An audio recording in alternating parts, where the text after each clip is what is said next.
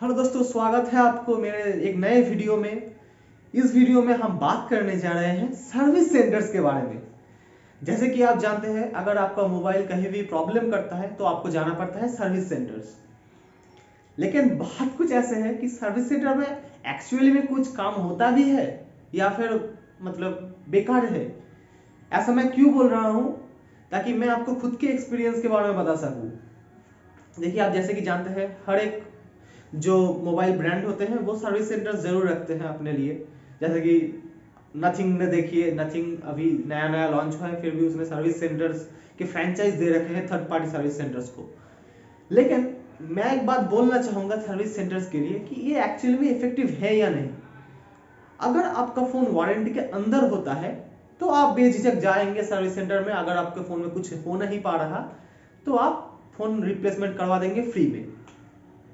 और अगर आपका फ़ोन में डिस्प्ले डेड हो गया है या फिर बैटरी रिप्लेसमेंट है तो भी आप वारंटी के बाद जा सकते हैं ठीक करवाने के लिए। लेकिन उसमें एक प्रॉब्लम होता है, डिस्प्ले में बहुत सारे ब्रांड्स का ये होता है कि अवेलेबल ही नहीं है, आपका टाइम लग रहा है बहुत, आप डेड डिस्प्ले लेके पड़े हैं, बैटरी कुछ दिनों बाद आपको बोलेंगे कि अवेलेबल नहीं है इसमें। लेकिन उन सर्विस सेंटर के अगेंस्ट एक सॉल्यूशन भी हमारे पास है, जो कि है third party local repairing shops. और आपको सुन के लग रहा होगा कि सर्विस सेंटर्स में तो बड़े बड़े इंजीनियर होते हैं और लोकल रिपेयर शॉप्स क्या ही कर लेंगे। लेकिन एक्चुअली में उल्टा है।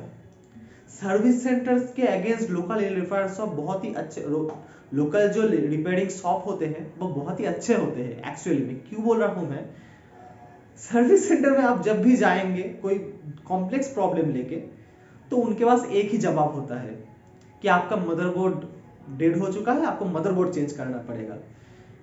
आपके प्रॉब्लम तो बहुत हो सकते हैं, कैमरा प्रॉब्लम आ सकता है, आपका डिस्प्ले डेड हो सकता है, या फिर फोन का बैक पैनल टूट जाएगा, फ्रंट मतलब डिस्प्ले पैनल टूट जाएगा, तो वो आपको रिप्लेस वो कर देंगे।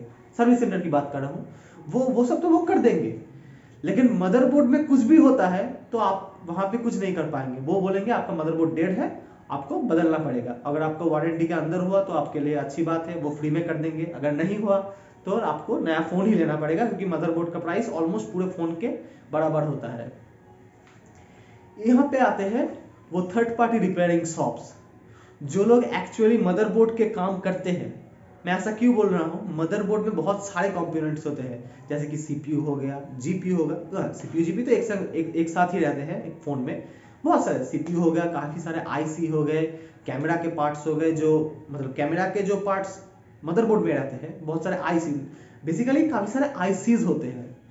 जैसे कि मेरा एक प्रॉब्लम आया है मेरे फोन में, जिसमें क्या होता है, मेरे फोन का पावर आईसी गड़बड़ गड़बड़ कर रहा है और चार्ज हमें थोड़े थोड़े देर में स्लो हो रहा है फोन का चार्ज।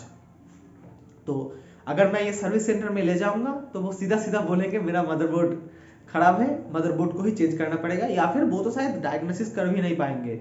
मतलब मैं क्यों बोल रहा हूँ ऐसा, कि सर्विस सेंटर में टेक्नीशियंस तो लगा रखे हैं, इंजीनियर्स भी शायद लगा रखे हैं, लेकिन वो बिल्कुल भी एफिशिएंट नहीं है अपने काम में, बहुत ही बेकार काम करते हैं।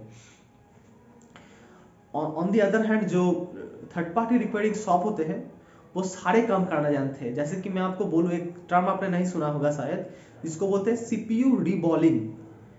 जिसमें क्या होता है, सीपीयू को कंप्यूटर मतलब मदरबोर्ड के पैनल से उठाया जाता है, उसको अनप्लग कह सकते हैं आप अनसोल्डर किया जाता है, अनसोल्डर करके उसको फिर से लगाया जाता है ताकि सीपीयू ठीक से कनेक्ट हो पाए मदरबोर्ड से।